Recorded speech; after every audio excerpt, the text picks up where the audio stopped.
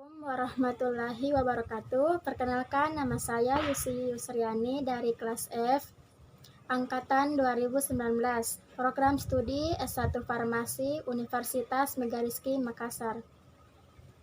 Di sini saya akan mempresentasikan tugas kimia fisika dengan beberapa materi berikut ini. Materi yang pertama yaitu tentang materi dan energi. Materi adalah sesuatu yang memiliki massa dan ruang. Materi juga mempunyai 3 wujud, yaitu padat, cair, dan gas. Massa. Massa adalah banyaknya materi yang terkandung dalam zat. Massa suatu benda selalu tetap dimanapun benda itu berada. Hukum kekekalan massa. Menurut Antonio Laurent Lavoisier, dia seorang ahli kimia dari Prancis yang telah menyelidiki hubungan massa zat sebelum dan sesudah bereaksi. Lavoisier ini dia menimbang zat sebelum dan sesudah bereaksi. Kemudian ia menimbang reaksinya. Ternyata hasilnya itu sama. Juga terbagi menjadi 2, yaitu campuran dan zat. Campuran juga terbagi menjadi 2, yaitu homogen dan heterogen. Apa ada yang tahu apa itu homogen dan heterogen? Homogen adalah suatu keadaan di mana sesuatu itu tidak dapat dibedakan, yang berarti bersatu atau bercampur dengan baik.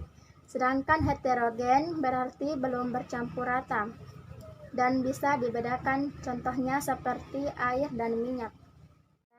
Zat terbagi menjadi 2, yaitu unsur dan senyawa. Perbedaan unsur dan senyawa adalah unsur yaitu terdiri dari satu atom dan tidak dapat diuraikan menjadi zat lain. Contohnya seperti natrium dan HCl.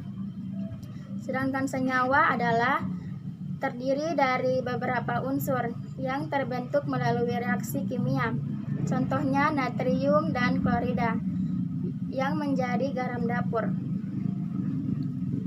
Selanjutnya yaitu perubahan materi. Perubahan materi terbagi menjadi 2, yaitu perubahan fisika dan perubahan kimia.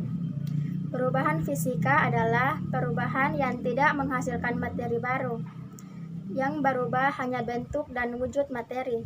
Contohnya seperti es menjadi air, setelah itu menjadi uap air. Dan ada juga lilin yang meleleh dan pelarutan garam. Kalau perubahan kimia, yaitu perubahan yang menghasilkan materi baru. Contohnya seperti kayu atau kertas yang dibakar dan menghasilkan abu. Ada juga besi yang mengalami pengkaratan atau pengkeroposan dan nasi yang menjadi basi. Selanjutnya yaitu klasifikasi materi. Setiap materi merupakan zat murni atau campuran. Suatu materi berupa zat adalah unsur dan senyawa. Dan bila materi berupa campuran, maka materi ini akan bersifat homogen atau heterogen, yang sudah dijelaskan seperti tadi. Selanjutnya yaitu energi. Energi adalah kemampuan untuk melakukan usaha. Suatu objek memiliki energi jika dapat menyebabkan perubahan sesuatu. Energi berubah dari suatu bentuk ke bentuk yang berbeda. Dan hukum kekekalan energi. Energi tidak dapat diciptakan dan tidak dapat dimusnahkan. Energi dapat berubah dari bentuk yang satu ke bentuk yang lainnya. Contohnya seperti energi mekanik berubah menjadi energi listrik, dan energi listrik berubah menjadi energi bunyi, seperti televisi. Juga ada beberapa macam, yaitu energi kinetik, energi potensial, energi panas, energi cahaya, energi listrik, energi kimia, dan energi nuklir. Materi yang kedua yaitu sistem periodik unsur. Sebelum namanya sistem periodik unsur, ia pernah memiliki nama yaitu triade Dobereiner dan adapun daftar Mendeleev. Triade Dobereiner ini dikemukakan oleh Johann W. Dobereiner. Dia adalah orang pertama yang menemukan adanya hubungan antara sifat unsur dan massa atom relatif. Pada tahun 1817, dia memasukkan unsur tersebut ke dalam 3 kelompok unsur yang disebut triad, yang memiliki sifat sama sebagai contoh berikut ini. Yang kedua, daftar Mendeleev. Daftar Mendeleev dikemukakan oleh Loder Meyer dan Dmitri Ivanovich. Mendeleev menemukan hubungan yang lebih terperinci antara massa atom relatif dan sifat unsur. Mendeleev berhasil menyusun suatu daftar yang terdiri dari 65 unsur kimia untuk menyusun daftar unsur-unsur berdasarkan kenaikan massa atom relatif yang dikenal dengan nama hukum atom periodik. Selanjutnya, sifat-sifat unsur. Sifat-sifat unsur terbagi menjadi 3, yaitu jari-jari atom, energi ionisasi, dan afinitas elektron. Jari-jari atom adalah jarak dari inti atom sampai kulit terluar. Yang kedua, energi ionisasi. Energi ionisasi adalah energi yang dibutuhkan untuk melepaskan satu elektron terluar. Dan terakhir, afinitas elektron. Afinitas elektron didefinisikan sebagai perubahan energi dari atom netral ketika sebuah elektron ditambahkan ke sebuah atom yang menjadi positif atau negatif. Periodik modern itu tersusun berdasarkan hukum periodik modern yang menyatakan bahwa sifat-sifat unsur merupakan fungsi periodik dari nomor atomnya.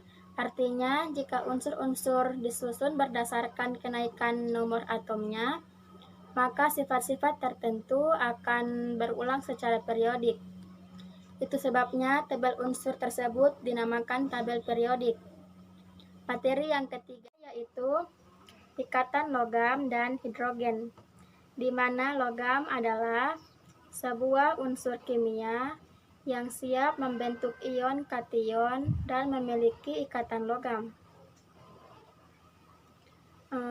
Dan kadangkala ikatan logam dikatakan bahwa ia mirip dengan kation di awan elektron. Kulit terluar unsur logam relatif kosong, karena elektron valensinya berjumlah sedikit.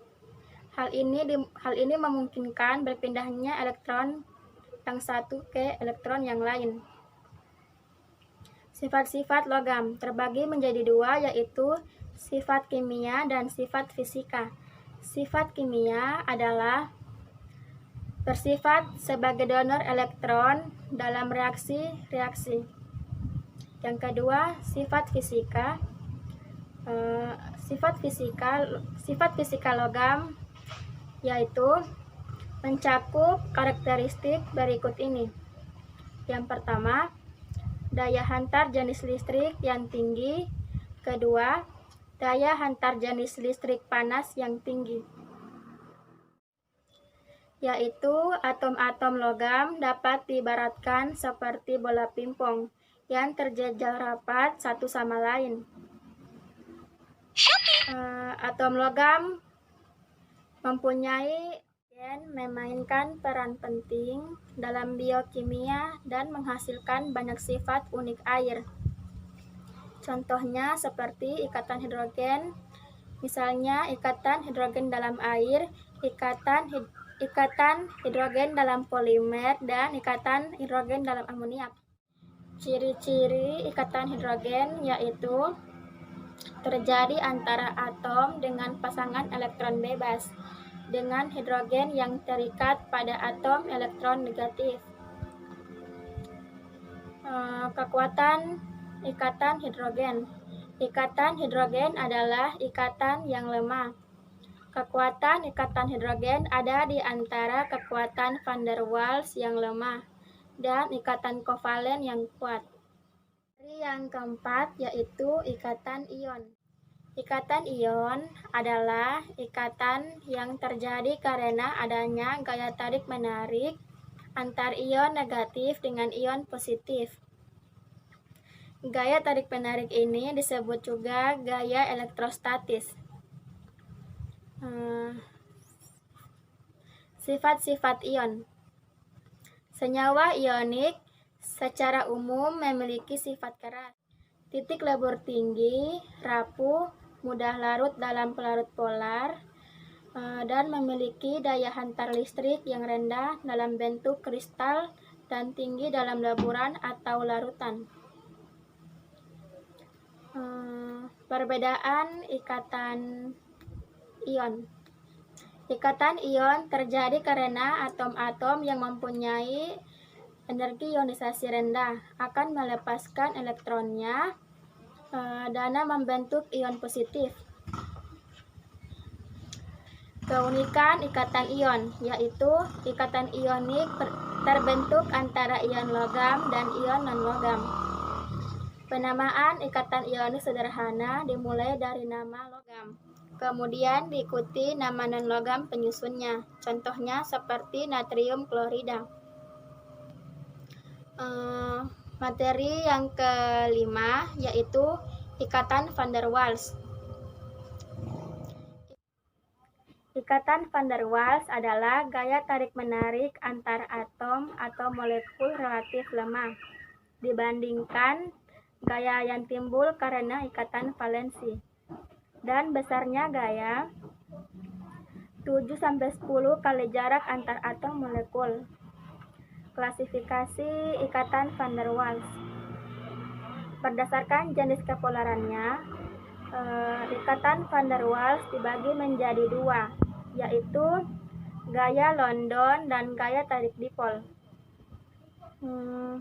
Gaya tarik dipol juga terbagi menjadi 5. Di antaranya yaitu interaksi ion dipol, interaksi dipol-dipol, interaksi ion dipol terinduksi, interaksi dipol-dipol terinduksi, dan interaksi dipol terinduksi dan dipol terinduksi.